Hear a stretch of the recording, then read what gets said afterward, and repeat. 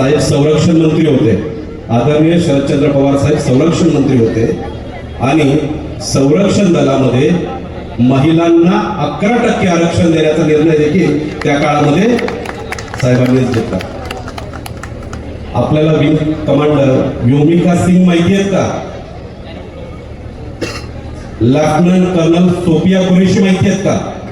या 2 महिलांनी ऑपरेशन सिंदूर मध्ये पाकिस्तानचं जे कंबरडं मोडलं होतं, ते कंबरडं कसं मोडलं याचं प्रात्यक्षिक सगळ्या जगाला दिलं. आणि त्या 2 महिला ज्या आत्मविश्वासाने देशाचं प्रतिनिधित्व करत होत्या त्याचं कारण म्हणजे आदरणीय शरदचंद्र पवार.